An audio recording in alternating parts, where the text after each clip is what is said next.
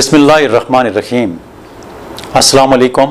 Awan homeopathic centre से doctor Mohammad Arshad Awan आपसे मुखातिब हूँ।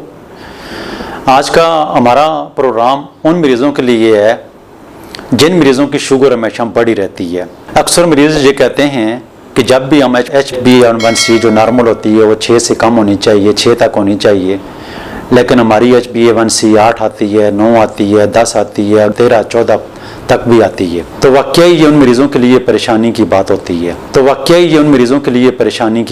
है। वो हर तरह की मेडिसिन इस्तेमाल करते हैं, लेकिन फिर उनकी शुगर जो है वो बढ़ी रहती है, कंट्रोल नहीं होती है। तो इसकी बहुत सारी वजूहात भी होती हैं। अपना लाइफस्टाइल बेहतर नहीं करते हैं, या अपनी डाइट सही तरीके से नहीं करते हैं, या मेडिकेशन सही तरीके से नहीं ले रहे। अब सबसे पहले बहुत सारे लोग ये कहते हैं कि क्या होम्योपैथिक में ऐसे शुगर के मरीज़ों का इलाज है।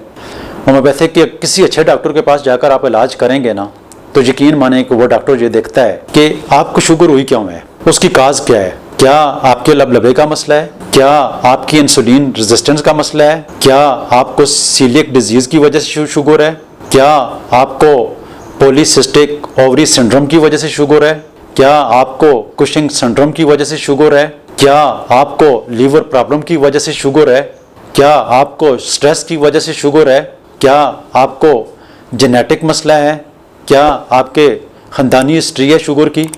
तो इन चीज़ों को देखकर जब होम्योपैथ डॉक्टर ट्रीटमेंट करता है तो यकीन माने कि बहुत सारे खुशनसीब मरीज़ जो होते हैं मुस्तकिल बुनियादों के ऊपर भी ठीक हो जाती है।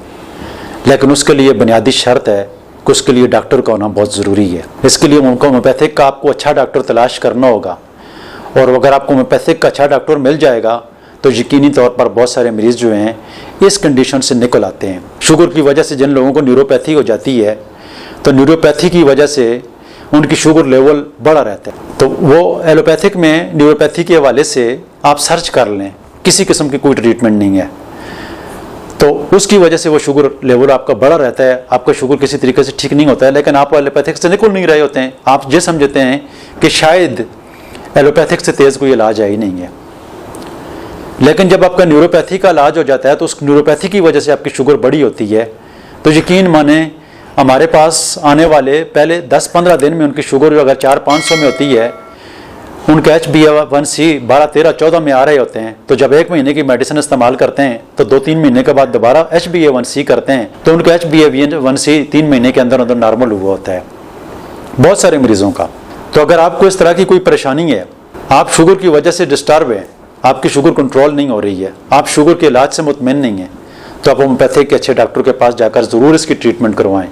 आपकी HbA1c भी नॉर्मल होगी और बहुत सारे खुशनसीब मरीज़ों की शुगर ठीक भी हो सकती है।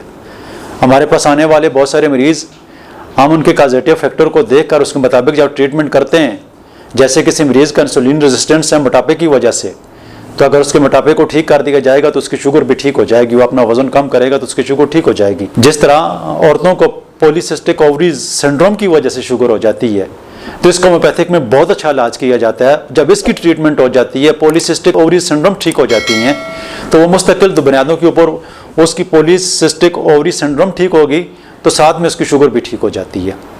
तो शुगर की कॉम्प्लिकेशन को होम्योपैथिक जितना अच्छे तरीके से डील करती है, मैं समझता हूँ कि दुनिया की कोई साइंस इसको डील ही नहीं कर सकती है।